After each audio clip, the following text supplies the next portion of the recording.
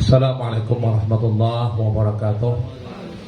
Bapak Ibu saudara-saudara sekalian, melengkapi dari amaliyah kita, lalu ada muzakarah, dan dari minggu tadi telah kita bahas berkaitan dengan malam nisfu Sya'ban, juga siangnya dengan mengisinya dengan berpuasa. Nisfunya karena malam Jumat ya, malam Jumat nisfu, sebagaimana disampaikan oleh kepala kantor tadi. Minggu tadi kan kaitannya dengan nama-nama. Jadi nama malam nisfu sendiri kan beberapa, ada 3 nama yang senada. Pertama namanya Lailatul Ghufran, malam keampunan. Ada namanya Lailatul Itqi, malam kemerdekaan. Merdeka dari api neraka, mungkin begitu. Kemudian yang terakhir adalah malam Lailatul Bara'ah, malam pembebasan dari api neraka. Ini kaitannya sama, bahwa Allah Ta'ala memberi pengampunan kepada kita dari segala dosa dan juga dibebaskannya daripada api neraka, dan begitu. Kemudian ada juga namanya Lailatul Hayat, malam kehidupan. Karena memang secara zahir kadang-kadang orang mati antara maghrib dan isya, malaikat maut sedang menerima catatan jatah yang dimatikan tahun itu, jadinya menerima dipanya gitu kan. Maka kadang-kadang bertugas untuk mencabut nyawa. Pada nas lain secara batin, bahwa secara maknawi orang yang mengisi malam nisfu Sya'ban dengan amaliyah, maka tidak akan mati hatinya pada saat orang-orang hatinya pada mati. Nah, itu jadi urusan hidup dan mati tadi. Kemudian yang berikutnya namanya adalah Lailatul Takdir, malam penentuan takdir. Inilah yang sering disampaikan oleh para ustadz untuk ketentuan jatah setahunan, mulai dari rezeki, ajal, nasib, kemudian ada yang kawin, ada yang melahirkan, kemudian ada termasuk juga yang bahaji. Nah, itu ada catatannya, dipilah di sisi hakan untuk jatah setahunan, itu terjadi pada malam nisfu Sya'ban. Maka karena itu kita selalu berdoa, ya kan? Jadi hari ini kita cara mengisi malam itu terkait dengan kelebihan malam itu, maka kita mengisinya dengan amaliyah. Doa yang selalu dibaca itu kan doa malam nisfu Sya'ban, tuh ulun posting di grup Kemenak Haysu Ceria itu. Nah, bisa aja dibaca itu. Karena apa itu doa itu muncul? Itu karena memang kaitan dengan penentuan takdir itu. Kalau kan misalnya dalam Lauhul Mahfuz itu misalnya ada catatan yang kurang baik lah gitu kan, rezeki sedikit, mungkin ada bala, bencana, musibah, maka untuk jatah setahunan ini Tuhan hapusakan yang kada baiknya itu. Nah, diganti dengan yang baik-baik. Maka dikutip ayat Quran di situ, yamhullahu ma yasha wa yusbit wa indahu umul kitab. Allah menghapus apa yang Ia kehendaki, Allah menetapkan apa yang Ia kehendaki kepada orang yang dikehendaki, dan itu di sisi Allah tuh ada catatan umul kitab namanya, Lauhul Mahfuz. Jadi itu pusat data tentang kejadian seluruh alam, Lauhul Mahfuz tuh. Maka kita mintakan supaya yang baik-baiknya aja. Nah, itu jangan tertinggal Pak membaca doa malam nisfu Sya'ban. Rujukannya banyak Pak. Rujukannya banyak itu. Salah satunya kitab Senjata Mukmin, kitab Kanzun Najah wa Surur, Khazinatul Asrar, dan lain-lain. Itu urusan ilmiahnya. Satu itu. Kemudian kaitannya dengan tertinggal tadi Lailatul Ijabah ya, namanya malam kabul doa. Kabul doa. Nah, kata kabul doa orang kita mengkaitkannya dengan Yasin yang memang bisa diniatakan untuk apa saja. Surah Yasin 5 quri'at lahu. Surah Yasin itu ketika membacanya bisa diniatkan apa saja. Itu hadis. Jadi dari situ kada tertinggal amaliyah kita, yaitu adalah membaca Yasin 3 kali. Pertama dengan niat mudahan panjang umur, ya kan? Panjang umur ini kita mudahan sehat walafiat, ya kalau kemudian juga kita bisa berbuat taat lebih banyak, memberi manfaat lebih banyak. Nah, itu kan kaitannya dengan masalah panjang umur. Yang kedua, murah rezeki. Ya, mun rezeki banyak nyaman kita beribadah kan, umrah, haji, bersedekah, bawa semua dengan uang kan kita, membiayai keluarga dan sebagainya dengan uang. Jadi mudahan murah rezeki. Kemudian satunya adalah kuat iman. Iman ini menjadi penentu, dan mudahan husnul khatimah, mati membawa keimanan, mati dalam keadaan baik. Jadi panjang umur, murah rezeki, dan kuat iman. Jangan juga tertinggal itu kan amaliyah itu. Dan itu dipandu, dipimpin di langgar-langgar. Kemudian amaliyah yang lainnya itu membaca tasbih Nabi Yunus. Bibinian ketujuan ba amaliyah nih. Pengajian situ ada fotokopian, pengajian situ ada fotokopian. Kumpulakan di rumah saya ini fotokopian yang kadang udah bacanya. Ya, maksudnya dibalik barang, mau kada banyak sedikit barang kami itu asal dawam gitu. Ya. Kenapa itu? La ilaha illa anta. Nah, itu kan tahlil. Subhanaka itu tasbih. Kemudian inni kuntu minadz zalimin, iqrar, pengakuan kita kalau kita ini memang banyak juga salah kan kita.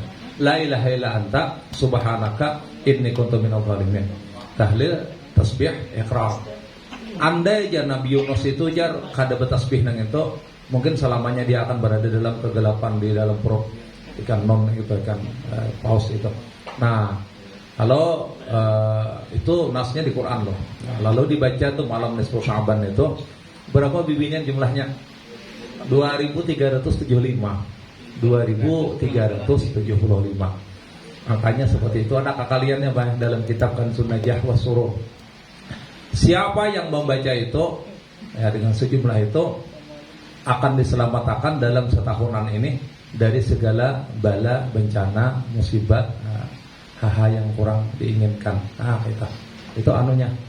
Bahkan di bawah itu dipadahkan siapa yang merasa ada banyak masalah, banyak huwas ya lah, macam-macam dah ya lah, susah dengan hati kita, maka bacaan itu cepat itu akan keluar dari berbagai masalah. Nah, masukkan ujian bala dan sebagainya. 2375. Cuma dihalusi ulang. Amun tak baca 100 bang, 200 bang ya 500 bang. Innallaha la yudhi'u ajra man ahsana amala. Allah kan kada pernah menyia-nyiakan amal kita tuh. Saikit siapa ya itu ada nilainya. Ya, mau kita sudah berniat kan membaca itu sampai katik-katik tasbih sampai tak guring, nah kenapa ya Allah? Nah, berarti kan ada aja pahalanya. Itulah caranya kita kan. Jadi malayu brakokolloh, layu brakokolloh. Nah kata kawan diraih seluruhnya, jangan ditinggalkan seluruhnya. Ya, nah kawannya jangan kita baca silakan. Nah jadi kita berlemahan aja ya Allah, berlemahan ya. La ilaha illa anta subhanaka inni kuntu minadz zalimin. Ya. Kemudian kalau memang ada nopina rajin lagi pada itu, jadi kitab kita ini dibahas ya kan, itu sembahyang tasbih lah, tasbih. Ini mun saurangan kalau pina anyok menggawi, biasanya kan tuh bayi imam di langgar di masjid ya Allah. Jadi 4 rakaat itu, sarakaatnya tuh 75 tasbihnya. Jadi total kan 300 tasbihnya. Subhanallah, alhamdulillah, wala ilaha illallah, Allahu akbar. Caranya ada 2 macam, ada yang berdiri dihabiskan 25 sehingga kada duduk istirahat. Ada yang berdiri cuma 15, maka ada duduk istirahat. Kita sambat ya dulu nih. Kalau nang berdiri nang 25, maka imbah iftitah itu baca 15. Lalu Fatihah lawan ayat imam menyaring. Sebelum rukuk maka membaca 10. Jadi kan 25. Rukuk 10, 35. Tidak 10. 45. Sujud pertama 10, 55. Duduk antara 2 sujud 10, 65. Sujud kedua 10, 75 ya kan? Nah, jadi segitu seterusnya. Kalau nang batahayat ya lah, di tahayat itu kayaknya itu membaca juga sebelum salam ya kan? Ada 10. Itu dia. Kalau nang berduduk istirahat itu imbah kita langsung Fatihah ayat kemudian imbah iftitah baca 15 ya kan, lalu Fatihah ayat langsung rukuk. Karena kekurangannya 10 itu adalah ketika imbah sujud yang kedua duduk bertahan 10. Hanya naik itu ngarannya pakai duduk istirahat. Itu kan pakai dalil memang dalam beberapa kitab, apalagi dalam kitab misalnya kan sunnah surur tadi dia disuruh itu mengamalkan itu dan sebagainya. Nah, karena itu pesan Nabi kita kepada paman Sidin namanya Abbas, bela kau tiap malam negawi, mau kada tiap minggu, kada tiap bulan, mau kada sekali setahun, tapi mau pian mendengar satu kelebihan, paling kada sekali seumur hidup menggawi, supaya kita tahu buat dalam kelebihan fadilat yang disambat itu tadi, tahu buat kita min ahlil khair, kebaikan yang disambat orang tadi. Nah, gitu. Jadi kalau kaitannya dengan amaliyah ya 3 ya, 4 mungkin seluruhnya. Pertama adalah apa tadi? Membaca doa malam nisfu Sya'ban. Yang kedua adalah Yasin 3 kali dengan masing-masing ada doanya di Risalah Amaliyah. Yang ketiga adalah La ilaha illa anta subhanaka inni kuntu minadz dzalimin, tasbih Nabi Yunus. Kemudian yang terakhir adalah sembahyang tasbih. Nah, itu populer lah pada kita, namanya kearifan lokal. Terakhir, kalau kita selalu beramaliyah, ada amaliyah misalnya awal tahun ada doanya, ada akhir tahun awal tahun, ada misalnya 10 Muharram namanya Asyura, ada mungkin misalnya hari apa? Dua Mustamir, ada ini juga, semua adalah dalam rangka untuk menolak bala. Itu kalimatnya, memelihara kita dari semua bala yang terjadi dalam setahun. Itu rata-rata isinya. Nah sekarang, bisakah kita menghindari benar-benar dari bala yang turun? Itu bisa macam-macam tafsirannya, Pak. Ada mungkin tafsirannya ketika Allah menentukan adanya bala terjadi, misal itu ada dalam kitab Tuhfatul Murid. Tuhfatul Murid itu kitab tauhid. Gugur dari langit sebiji batu kayak gunung. Itu ada tulisannya dah dalam Lauhul Mahfuz, bacaan turun ke muka bumi. Nah, ketika kita berdoa, la yardul qada illa doa, kan? Yang ketentuan takdir Tuhan tuh bisa aja ditolak dengan doa, ya kan? Bisa ditolak dengan doa. Berarti Allah Ta'ala menghadang kita. Ketika kita berdoa berhimat, munajat semua, mustighatsah kita, maka turun naik batu tadi. Tapi jar Tuhan sebelum sampai ke bumi, malaikat tadi pecah aja itu batu. Akhirnya nang turun dalam bentuk pasir aja lagi, karangan. Nah ya kan, jadi di situ antara ketentuan takdir mubram dari Allah Ta'ala dengan mu'allaqnya dengan usaha kita, lalu itu ada terhubung di situ. Nah dipecah jadinya kan kayak pasir, lalu kadada terasa bagi kita. Nah itu kan, itu satu. Kalaupun Allah Ta'ala menghapus, mengganti dengan yang lain, serah juga. Ya karena kita banyak berdoa mungkin karena ya Tuhan alihkan aja ke lain, ya kan, alihkan ke lain. Karena kita kan Tuhan menyuruh kita berusaha. Ya Allah kada merubah nasib kecuali dengan kita sendiri merubahnya. Allah menyuruh kita berdoa, ya kan. Jadi usaha zahir, usaha batin. Jadi ketika Allah menyuruh itu, tentu itu ada manfaatnya kan gitu, untuk mengubah semua.